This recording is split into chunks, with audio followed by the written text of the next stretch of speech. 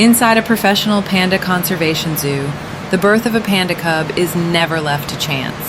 When a panda mother gives birth, the moment is quiet, sensitive, and carefully managed by an experienced wildlife team. The newborn cub arrives extremely small, weak, and fragile, covered in thin white fur, with eyes closed and muscles barely developed. Although the mother immediately tries to protect her baby, zoo specialists gently step in during the first hours, knowing that panda cubs are at their most vulnerable stage of life. To reduce risk, the cub is carefully moved to a neonatal care center inside the zoo, a temperature-controlled space designed specifically for newborn pandas. This is not separation for convenience, but a life-saving decision based on decades of conservation experience. Inside the care unit, veterinarians check breathing, heart rate, digestion, and weight, while the cub rests in a warm incubator that mimics the comfort of its mother's body. During the first few days, the cub spends almost all its time sleeping, feeding, and slowly gaining strength. The care team monitors the cub around the clock, keeping noise and human presence to an absolute minimum. Every 2 days, the cub is gently brought back to its mother for supervised nursing sessions. These moments are emotional and important, allowing natural bonding while still keeping the cub protected from accidental injury or stress. After feeding, the cub is returned to the care center, where its safety can be guaranteed. By days 3 to 7, the cub begins making small movements, stretching its tiny limbs, and reacting to warmth and touch.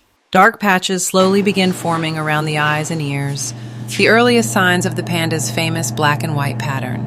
As the days pass into the second and third week, the cub's body grows stronger, its fur becomes thicker, and its reactions more noticeable.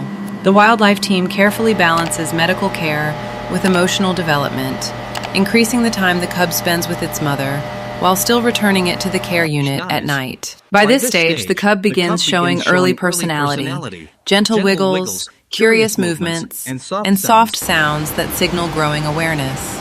These small behaviors are not just cute, they are important developmental milestones. Around day 20, the cub starts spending longer daytime periods inside a protected enclosure with its mother, allowing more natural movement while still under close supervision.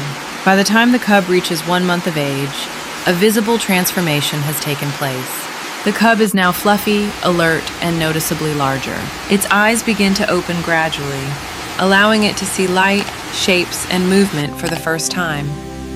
The cub starts rolling awkwardly, pawing at the ground, and attempting clumsy movements that look playful, but are actually essential for muscle and coordination development. Zoo caretakers introduce soft environmental enrichment, such as textured flooring and safe objects, encouraging exploration without risk. The mother remains calm and attentive, often adjusting the cub's position or gently guiding it back when it wanders too far. Between days 40 and 50, the cub's confidence grows rapidly. It can now crawl easily, sit for short periods, and actively explore its surroundings. At this stage, the zoo team begins introducing the cub to limited outdoor zoo environments during controlled sessions. The cub begins interacting with simple elements like logs, soft climbing structures, and shallow water areas, often slipping, tumbling, and getting back up. Moments that viewers find both entertaining and heartwarming. These playful mischief moments are a healthy sign of growing strength and curiosity. As the cub approaches 60 days old, it is slowly introduced to visual contact with other young pandas through barriers or shared spaces. While direct interaction may still be limited, the cub watches, mimics, and reacts to other pandas' movements, learning important social behaviors. The cub may paw at barriers, roll excitedly, or attempt playful gestures, showing early social instincts. Although mother's milk remains the main source of nutrition, the cub begins sniffing and touching bamboo, showing curiosity rather than consumption. This signals the early stages of independence, even though full separation is still far away. By day 60, the cub is no longer the helpless newborn that once fit inside a caretaker's hands. It is now an energetic, fluffy young panda with a clear personality, playful, curious, and occasionally mischievous.